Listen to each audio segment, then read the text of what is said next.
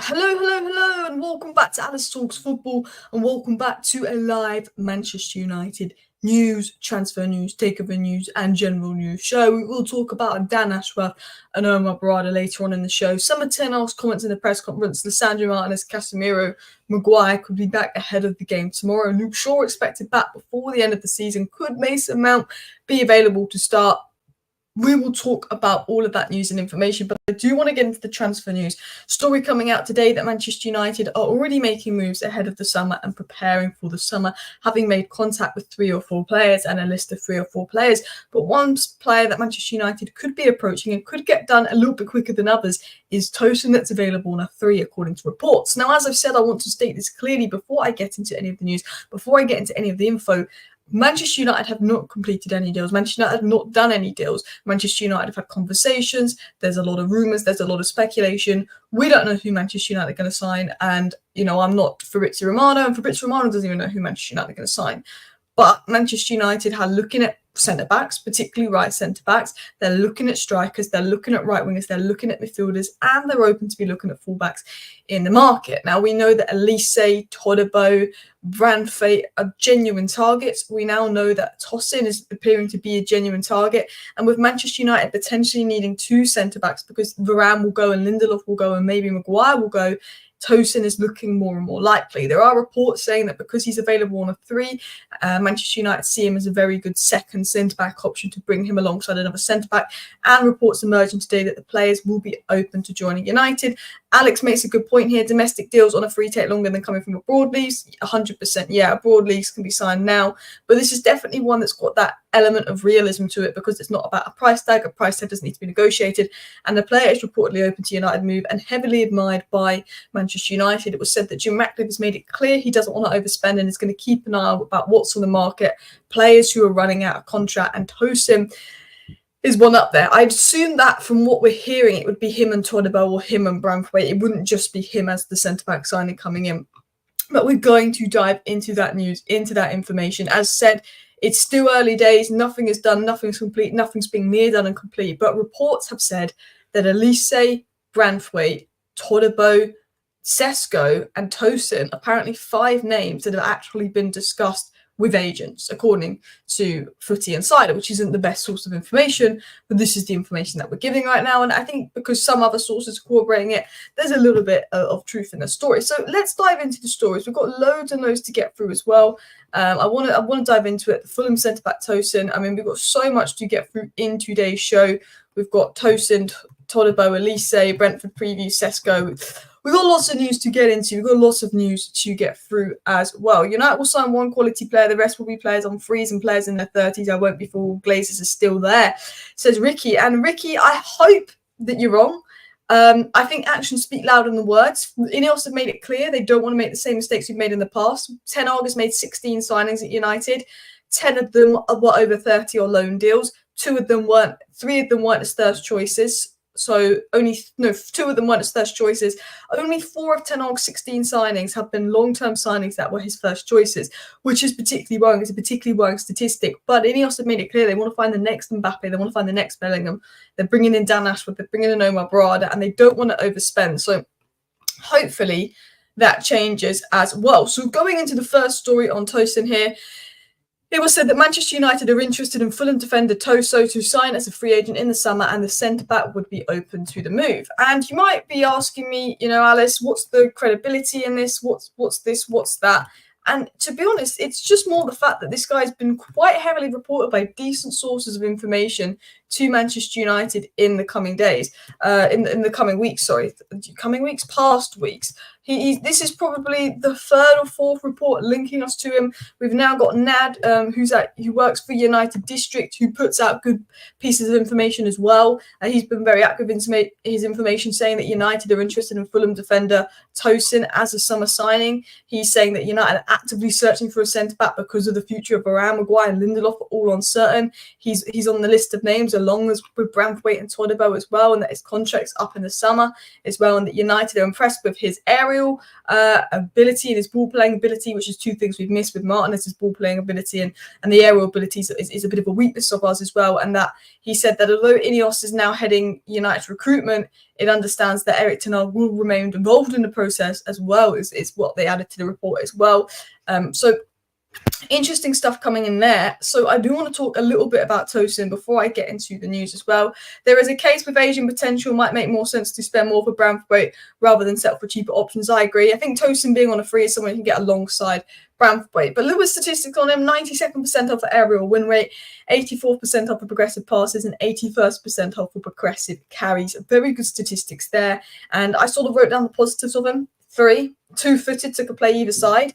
Good in possession, good at playing out from the back, and improvement from Varane in possession. Very good bench option. I think he's good at bench option because if someone gets injured, he's good enough to play in the starting 11, but he's not quite the quality of, your best two centre-backs, but he's good enough to fill in and do the job there.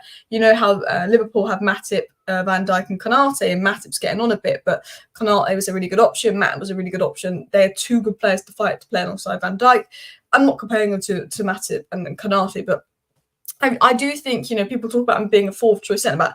I do think I wouldn't have him as my ideal centre-back pairing, but I do think he's good enough to challenge and be a real option from the bench as well, because he's very technically good and his defensive game is good, and I think he can challenge stars. He looks very press resistant. Fulham look very comfortable at the back. Him and Robinson have probably been the two most impressive players for Fulham. Everyone talks about Polinia, but I've been more impressed with Fulham's defence, and he looks pretty comfortable in build-up, pretty comfortable on the ball, which again is something that United lack. Rabiot on a free is actually better than a number of our centre mids. Not sure I'd say the same for Tosin, says Alex, which, is a fair point. Again, he's not better than Martinez, he's not better than Varane, he's not better than Branthwaite, he's not better than Todibo, but is he an improvement on Lindelof? I'd say so. I'm not a big fan of Rabiot, but the way I see it is if we sell Eriksen, Casemiro, McTominay and Amrabat, we're going to need two midfielders at least. And I want a Max Wiefer, Amadou Onana type midfielder. Maybe Rabiot can be the next. Now, before I get into the next transfer stories, I do want to quickly talk about the Brentford game.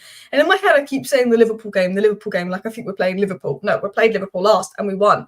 Do you know what's amazing is going in it? I hate international breaks, but going into the international break after a win versus Liverpool feels so much better. Feels so much better as well. Midfield, Casemiro, Maino, Bruno, Mount, McTominay, and one new signing. Other midfielders can be down. Would you keep McTominay? Everyone, let me know in the comments down below if you'd keep McTominay, because there's been a lot of debate about this. But I've said, look, McTominay's been a regular at Man United for 6 years, and none of these 6 seasons he's been good enough to start. He's 27 now. We're now in our last really years where we can get money for him when we need money for him. I think this is the best time personally to cash in on McTominay. Yes, he provides more use than Amrabat. Yes, he provides more use than Eriksen. And you could argue maybe he might be more use than Casemiro if we get a 6 in. But the reason I sell McTominay is he's been here 6 years. He hasn't been good enough to be a starter for 6 years. Yes, he's a great option off the bench, but I don't want to have a 40 million bench player. I'd rather sell him and then bring someone else in for 40 million. Sell McTominay and spend that on Todibo, or spend that on Max Wiefer that's going to start.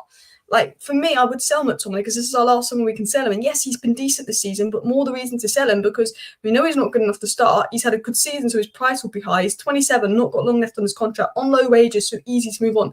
Maguire, we couldn't move on because his wages were so high that West Ham weren't going to pay it. Top clubs will pay McTominay's wages because they're reasonable. He's on like 60 grand a week compared to Maguire's 200 grand a week.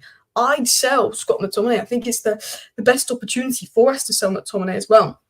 If we don't sell Scott now, we never will. Top clubs would not be keeping him 100%. Would Liverpool City be keeping McTominay? No.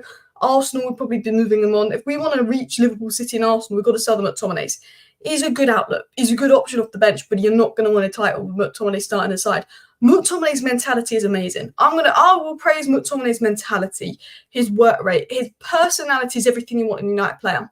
And as a super sub off the bench, he's brilliant. You put McTominay on in the 70th minute, his box crashing runs, he's brilliant. And Ten Hag has utilised McTominay properly the second half of the season, found his best role. First man to do that.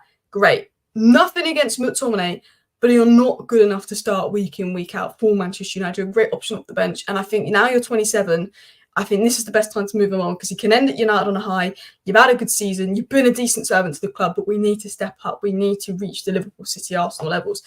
I think he's a decent sub, but he's better as a 9 than number 6. Well, he's never played as a 9, but to be honest, when Højlund was injured, I would have stuck him at 9, to be honest, because I'd rather Rashford stay on the left as well. We definitely had an absence in midfield as well. I think if Amrabat and Casemiro and Ericsson weren't as poor this season, I think everyone would be a lot more open to selling McTominay. But I think because he's actually been arguably one of our best midfielders, I can see why some people are a bit like, Anyway, this was news ahead of Brentford. Then I want to go back into transfer news. Both Lisandro Martinez and Harry Maguire still doubtful to play against Brentford, but late fitness test pending, said Inside United they're bang on with their information. And Casemiro looks good to play against Brentford. Going back into the transfer news. So we spoke about the free player, Tosin. I want to talk about two players at INEOS. Now, these are alleged reports that INEOS have actually made contact with the agent of Olise, with the agent of Todibo. Now, obviously, we know about the Man United had talks with Todibo in the past. Manchester United had talks with Todibo in the summer. We know there's a lot going on between Todibo and Manchester United, and it has been in the summer, and it went a little bit quieter. Apparently, recently, Manchester United have approached both entourages. Now, we got a few stories coming out today, not from Romano or reliable sources of information, but Romano has confirmed Todibo will be available for 40 million, and reliable sources of information have confirmed United's interest in Olise, that Olise is willing to accept the move and his 50 million release clause. So, firstly, on Olise, it was confirmed again by another source that United have had multiple meetings with Michael Olise's entourage. We've met his entourage, but preparing it. So while it feels like nothing's really happening, where's Dan Ashworth, INEOS are operating slow, there is a lot of outlets saying that we've had meetings with Michael Olise's entourage. We are meeting a couple players' entourage, and while we're linked to hundreds of names here and there and hundreds of managers here and there, Sesko, Olise, Todibo, Tosin, Branthwaite are players apparently that we've met their entourage, so maybe genuine targets. Now, it said the player's availability is a concern considering the big fee of take to sign him. Crystal Palace have a 55 million release clause. Man United reportedly think because of his injury crisis, they're going to see if they can get 50 million or less. I think we could play 45 million for Olise with his injuries, with him pushing for the move and with Crystal Palace needing the money. I think if he wasn't injured, he would be 55, 60 million. I think his release clause is 55 million. Apparently, Palace are willing to accept around 50 million. Could we push it down to 45 million because of his injuries? Because he's eager to leave and he's eager to join United. And Michael Olise is a Manchester United fan. He's a massive Man United fan. And it said that he would choose Manchester United over Manchester City and Chelsea, according to reliable reports. So that is one that I think INEOS definitely have in their hands. But I think another one that INEOS have in their hands, and we will talk about Xerxes in a second, is Todibo of OG Nice. It was said that Manchester United and Tottenham are interested in signing OG Nice centre-back Jean-Claude Todibo, who will be available on a cut price of £40 million. Our relationship with INEOS meant that we could structure the deal well. Tottenham went for Nice in January, and INEOS wouldn't sell to Tottenham. Was INEOS not selling to Tottenham because they were going to keep Todibo anyway because Nice were in a title charge, or was INEOS not selling to Tottenham because Manchester United planned to go for him in the summer when the funds are there? Manchester United approached him last summer, but Maguire then stayed and didn't go to West Ham, so we lay off. The player actually had personal terms reportedly agreed with Manchester United and open to the move. A lot of Premier League clubs were interested in Todibo, and Manchester United is still interested in Todibo. Their interest remains, and that was said by Romano. Romano said they will sell for 40 million. Manchester United, if Manchester United genuinely want to sign Todibo, they will get him. Man United might prioritise Branthwaite and spend their money on Branthwaite, and then the funds aren't there for Todibo, and they go for Tosin instead. I think one of Tosin, Todibo, or Branthwaite will be at Man United next season, maybe two. I really do. I know we've been linked to Gay. I know we've been linked to Antonio Silva. I know we've been linked to Scovani, but I generally believe one of Todibo, Branthwaite, and Tosin will be at United because apparently they're the three centre-backs who we've actually had discussions about, according to reports. I think if we decide we want Todibo, we will get him. It's a bit like Urian Timber. He went to Arsenal. He was a target, but we decided to spend the money elsewhere, and Urian Timber went to Arsenal when he could have come to United. I think this is the same situation with Todibo. If we decide we want him, we will get him. Same with Kim and Jay. If we decided we wanted Kim and Jay, he would have come to us over Bayern. And I think he wishes he came to us over Bayern, even though we weren't going to pay the money because Bayern are playing Eric Dye over him. And so I think we're in really good positions for Todibo, really good positions for Olise because of relations and stuff. One of these deals should be a loan to buy, allow us an extra channel with deferred fee. Do you know what? That would be smart. I hope we do that. Tottenham do that.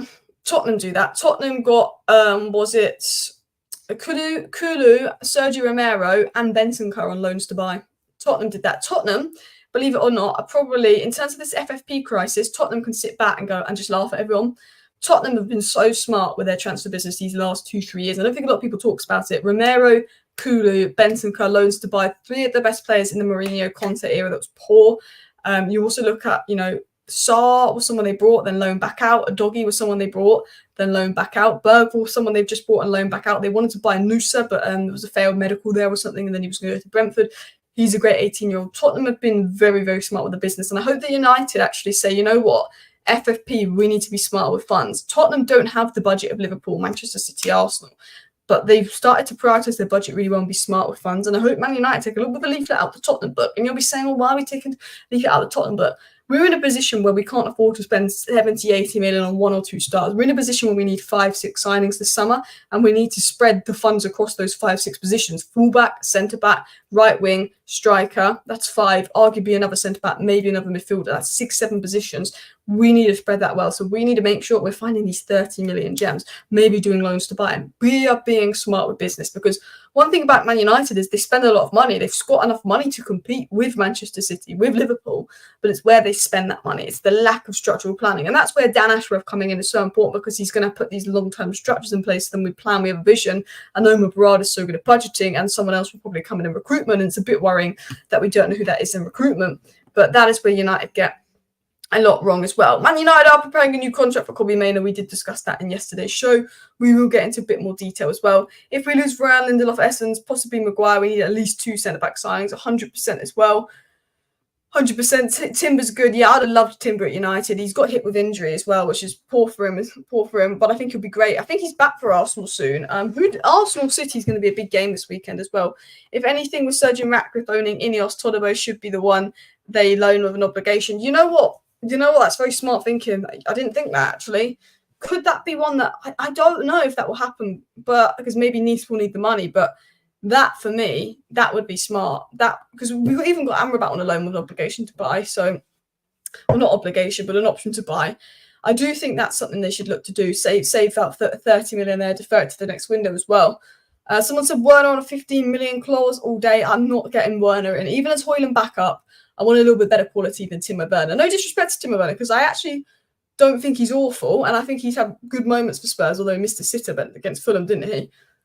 But we want a bit better than Timo Werner, let's be honest. Continuing on.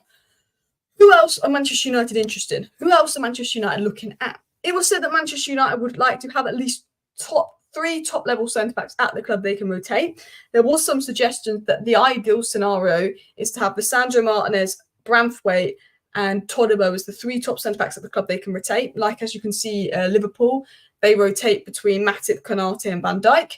And then you've got that 4th centre-back. That could be a Tosin, that could be a Maguire, that could be a Willie Kambwala, that could be an Evans, could be a Luke Shaw filling in. That's sort of what apparently United want to do. You look at Manchester City, they've got Diaz, they've got Stones, they had Laporte when Laporte was good. They used to rotate those 3. Laporte went a bit bad. Then they have a Kanje, and they have Ake, and they have Guardiola. They technically have 5 centre-backs, but 2 of them now play in wider positions, but they've got the main 3 that they can rotate. Manchester United want that, and it's believed that the ideal thing, if the funds are there and if Branthwaite is available for 60 million, because I think INEOS apparently won't be willing to spend more than 60 million on one position this summer. They want to budget well, but if Branthwaite's available for 60 million, Todibo you could get on a loan to buy, or 40 million pounds or less, which is being reported, that they might go for Branthwaite and Todibo and have this idea of Branthwaite, Todibo and Martinez being the centre-backs they want. There's also reports of us maybe even bringing in a goalkeeper in the summer, because Bayndi is a little bit unhappy. Bayndi knew he was going to be second goalkeeper, but I feel sorry for him because he didn't even play in the cup games. He's played like 1 game. I feel like Bayndi could have played 3 or 4 more games for us. Like, I know that he wasn't going to play loads, but he could have played 3 or 4 more games for us. It looks like he's probably going to go. His agent put out a lot of stuff trying to slag off Onana, which I didn't like. That's not coming from Bayndi. It's coming from his agent, but I do think behind the scenes there could be some frustration. Olise is too injury prone. I love Olise. I think he's amazing, but that is the big worry. But he wasn't injury prone before this season, but evil was Mount, you could say, last season, which is definitely an area for concern. Most Liverpool fans want City Arsenal to be a draw, so both drop 2 points. I think a draw is quite likely, to be honest, but I actually think Arsenal might do it. I do actually think Arsenal might do it. Continuing on, Benjamin Sesko, the Muppeteers. Now, the Muppeteers have had really good sources of information throughout the last transfer window or 2 and throughout the takeover. And they are now the 3rd or 4th source in the last probably month to say, yeah, Manchester United have regained their interest in Benjamin Sesko. They're saying it's of interest to Manchester United. Now, Manchester United wanted to sign Benjamin Sesko in summer of 2022.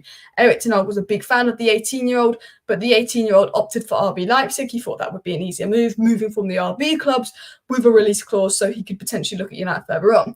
It's now said that Sesko is open to moving to the Premier League and taking that next step in his career, and there has been 3 or 4 sources, one credible source out of Germany, saying that United still have an interest in Sesko and he has a 43 million release clause. I think Florian Prettyberg has said that Sesko and Xerxes are the 2 names that United were monitoring in the striker position. And look, Xerxes is my first choice, Sesko is my second choice. I think both strikers would be brilliant options for Manchester United in the summer. Now, interestingly, there was one report, and this was coming from, I believe, Footy Insider or someone like that United have actually met his entourage, and that 2 weeks ago there was a meeting apparently between Manchester, or a week ago even, at the beginning of the international break, there was a meeting between Manchester United and actually those close to Benjamin Sesko to discuss if he was open to the move, and apparently the answer was yes. Again, I don't know the credibility behind that. I don't know how real that is, but yeah. Jeremiah said, just got here, what's the news? Well, the news is that Manchester United are interested in Tosin and bringing him on a free. Manchester United have had discussions with Olise's entourage, Todibo's entourage, Tosin's entourage, Sesko's entourage. They've had discussions with a couple of players' entourages, even Branthwaite, which would show that which would show that they are targets they're genuinely interested in getting.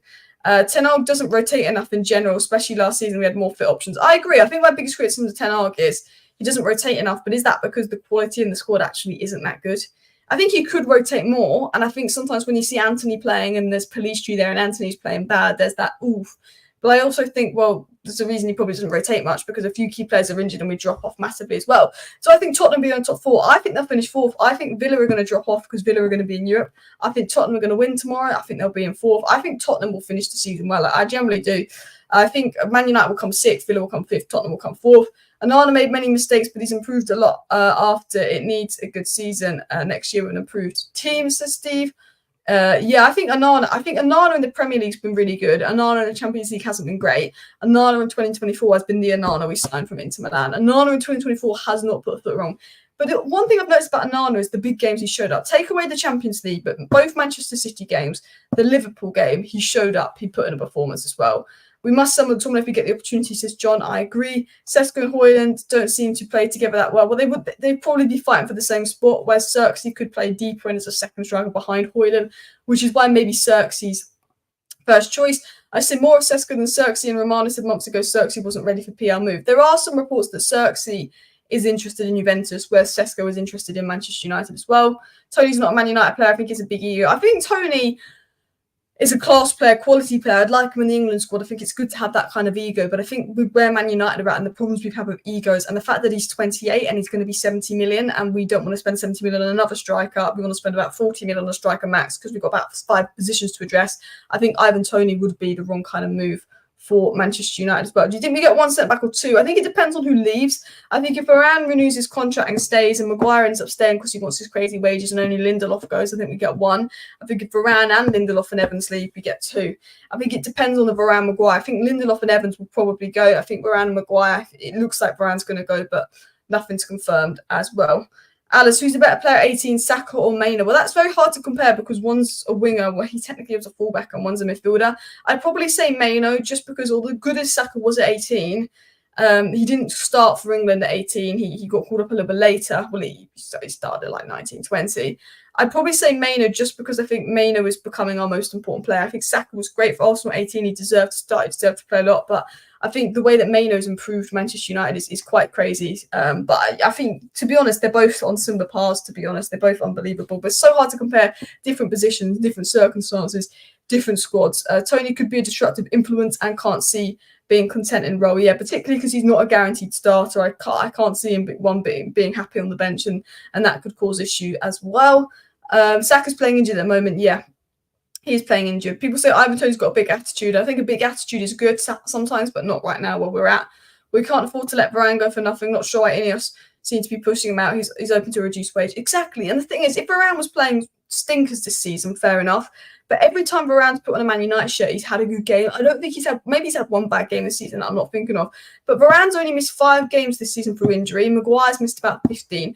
Varane has been our most available centre-back. Did you know no centre-back has been more available than Varane in the Man United team this season? He's been our most available centre-back. He's been our best centre-back in terms of performances, and he is our best centre-back. He's an elite box defender. He's still a top-class player. Yes, his wages are high, but I would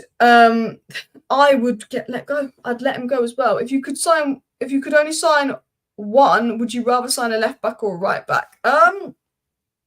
That's tough. To be honest, left backs, I think Wan-Bissaka and Dalot can do the job. Whilst I think Malasa and Luke Shaw can do the job, they're less reliable with injuries, so probably left back. But then if I get right back, Dalot can play left back. I'd probably say left back just because I think injuries, but it's a difficult one. I'm not that fast, but I think we need a fullback anyway. If we get a right back, at least we can put Dalot at left back. Aaron and Salimo is definitely one United are exploring.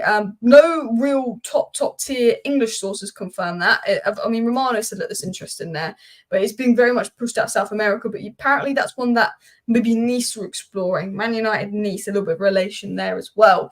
The Kimmich rumours are coming from the Manchester Evening News, but with Tuchel leaving, he might be happy to stay at Bayern. But some are suggesting that Kimmich wants a new challenge, so definitely one to keep an eye on. Varane's availability should be less of a concern if he's a rotating centre-back next season as well. Exactly. And how is Man United thinking of selling Varane ahead of Lindelof and Maguire, especially letting him go on a free? I can't understand either as well. Danny Olmo is one we're reportedly looking at, but again, I think he's not really attacking midfielders in a position I think is a priority, so I'm not sure if United will drop that. Going into Branthwaite, player I'm a big fan of. It was said by Jack Talbot yesterday that Manchester United are going all in for Jarrad Branthwaite ahead of the summer transfer window, but Manchester City and Newcastle have also emerged as contenders to sign him. Everton will ask around 75 million for Branthwaite this summer, though there's an idea that 65 million would be enough for United if add-ons make up the rest of Everton's valuation.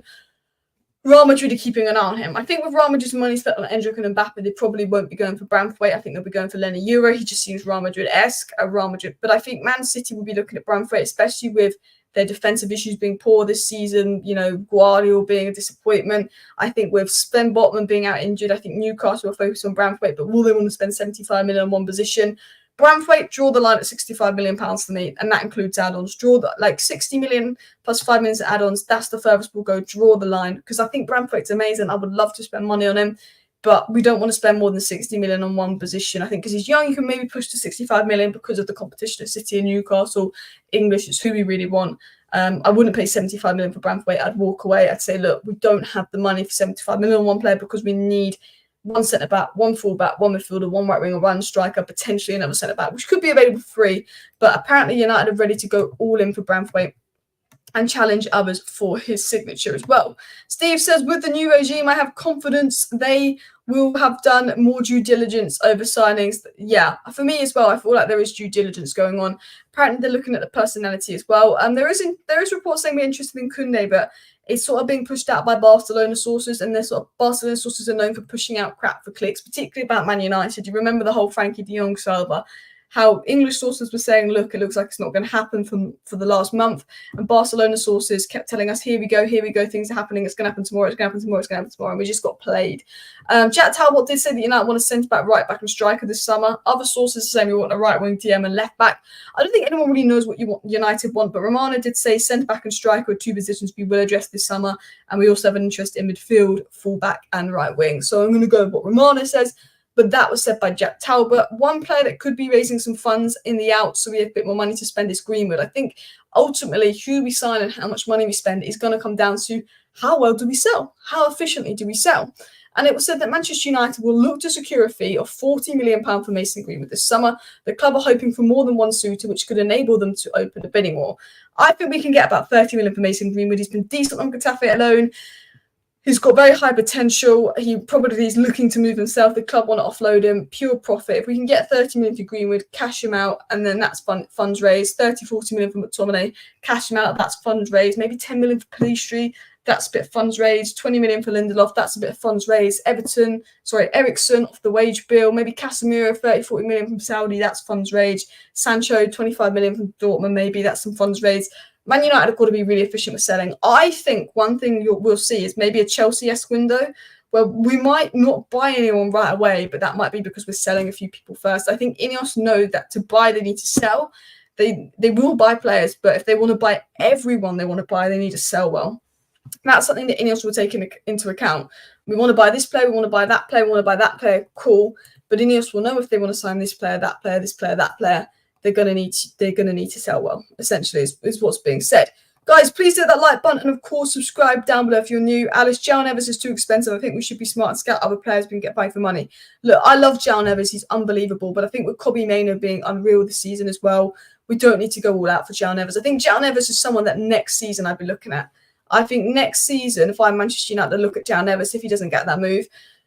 But we're in a position where we want to be spending 30, 40, 50, maybe 60 on 1 or 2 players across 5 positions. Next summer, we might be like 2, 3 signings away, and we've got the funds to go and spend a lot of money on Jarrad Branthwaite as well. It's all about how we sell. Greenwood is worth more than 30 million in a few years. Greenwood will be one of the best players in the world. You can look at it like that, but he's not been groundbreaking at Getafe. He's been good, but he's not been as good as Nico Williams or Kubo or other young players. But I think because of the social and outside factors that come with Greenwood, how a lot of clubs will be reluctant to sign him.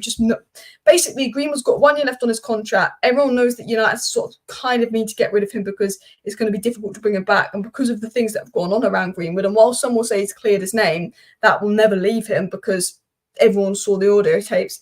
That will make some clubs reluctant to buy Greenwood, which is why, if the circumstances didn't exist, we could maybe get 50 million, but that's why I only think we could get 30 million. To be honest as well. 96 likes, guys. Big up everybody in the chat. Bremer swap with Greenwood and cash. Well, that is a rumour going about as well. Again, it's being pushed by Italian sources that aren't the most reliable, but it's definitely one to keep an eye on. Enzo Castillo are rip-offs. Yeah, both great players, but I said because I wanted Enzo Fernandez at United, but I said I wouldn't pay more than 50 million because it's early days for Enzo, and I said I wouldn't spend more than 70 million for Casado. I actually think Casado has been good for Chelsea this season. Had Casado cost 40 million pounds, he would have been a good signing because he's had 1 or 2 bad games for Chelsea, but for Casado start to look good. Not great, but all right. Casado's starting to look all right for Chelsea this season, but he's not looking like a 110 million player. Declan Rice is showing you what a 100 million player plays like. Casado's playing like a 40 million player. I don't actually think he's been awful, but he's playing like a 40 million player. Let's talk about other stories because some of our transfer business will depend on when this Ashworth deal gets done. So what is the latest on Ashworth? We'll quickly get into the Bremer chat as well. Bremer as a beast would suit the Premier League and sort of like a young Varane. I've not actually watched loads of Bremer, but I am going to watch a bit more of him as well. 100%. Take into account he's hardly played football. Just look how good he is. That's why I say in a few years Green will be one of the best. He has potential to be, but you just don't know in football as well. And Leach are back for tomorrow's game. According to reports, he could be back as well. But yeah, have you seen Robbie from AFTV doing another Captain American speech versus City? Imagine if they lost again. To be honest, AFTV is elite entertainment, isn't it? Manchester United and Newcastle are refusing to compromise in a standoff over Dan Ashworth, with both clubs planning for a summer transfer window without having a sporting director in place. United are adamant they will not meet the demands from the 20 million compensation, with incoming Omar Barada expected to take charge of negotiations in the interim. Newcastle being pricks about this now, let's be honest. Newcastle was salty. And they're being idiots. Manchester City just said, look, there's nothing we could do with Omar Barada, let's get it done. 20 million is ridiculous compensation fee. I get he's valuable to Newcastle, but all Newcastle fans are slacking him off, saying he's not that good now because he messed up the Toney deal. It's interesting how their tune has changed. They want 20 million, but according to Newcastle fans, he's crap now. Some of them are making out. I think the deal will be done for about 10 million. Newcastle need a sporting director in for the summer. Newcastle got a lot of work to do in the summer. They've got a lot of aging players. They're not having a good season. They're 10th. Newcastle will have to give in. They don't want to. They think they'll think that Man United's weak because the old Man United's weak, but the INEOS Man United aren't going to be weak. They're not going to be weak in transfer negotiations. I think they'll give in and something be agreed around £10 million because Newcastle want to bring in Paul Mitchell and they can't do that till Dan Ashworth is off the books. And they don't want to be paying Dan Ashworth to sit around and do nothing. They will have to lower the compensation fee because Newcastle got a lot to do in the summer, and I think it will be done. And it makes me appreciate Manchester City more. It's something I didn't think I'd be saying. But Manchester City were like, right, Omar Barada wants to go to United. We don't like this, but he's made up his mind. We can't change that. Let's just get this done, sorted, so we can focus on replacing him. Omar Barada's garden leave at City will end in June, and then he will take up his role with United. And City are aware he's continued to meet with United executives, but are relaxed about it. You've got Newcastle crying over Dan Ashworth. Man City say put Omar Barada on garden leave and said, look, you can meet Man United executives. And interestingly, I think Omar Barada's been respectful as gardening leave, but him and Manchester United have communicated transfer plans. They obviously communicated the idea to bring in Dan Ashworth. Omar Barada approved that, but apparently Omar Barada's the one that will make a decision on Ten Hag, and I wouldn't be surprised if Omar Barada's already communicated his decision on Erik Ten Hag to those at United. I wouldn't be surprised if the Ten Hag decision was made, and I get the feeling that that decision is to stick with Ten Hag. It's not fully made until the end of the season, but I think it's to stick with Ten Hag and sign players smartly in the window so that if they do need to sack Erik Ten Hag in October, the next manager that will come in will have players capable of coaching a certain way of football that INEOS will want to achieve.